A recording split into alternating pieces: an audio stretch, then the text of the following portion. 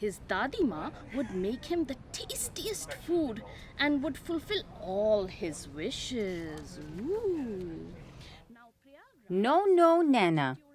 That is the title of Diksha Pal Narayan's latest children's book, and these kids here are the inspiration.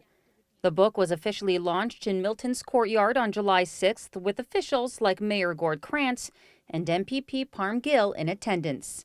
As you can see, Diksha is excited to have launched her third book. She says this collection of short stories are about relationships.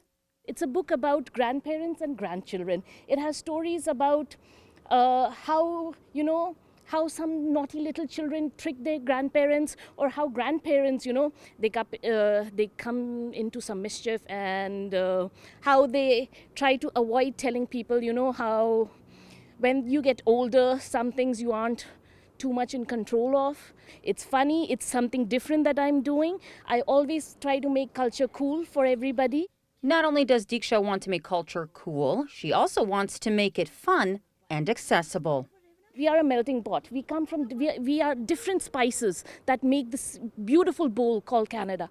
And the spices that I want to bring in for the younger children is knowledge. I just want you to know what culture is, what South Asian culture is. And I want them to have visibility.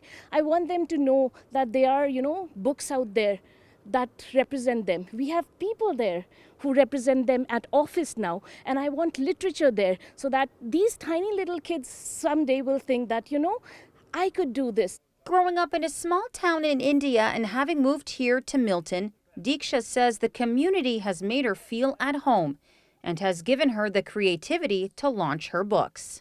I started launching my books in 2017, and we moved here in 2016. The vibe and the energy this town gives is so energizing that I have so many more books to, churn out right now, because the vibrations you get from this town, the people, the niceness, the spirit of Milton is something that, when you're in India and then you hope that someday, you give your child a better future, this is the town that I would have envisioned myself being in. And I'm so proud that I'm a Miltonian and my children will grow up here.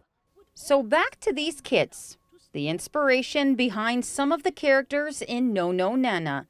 How do they feel about being represented? Well, it's like good. And I love when she makes the books. Yeah, same with me also.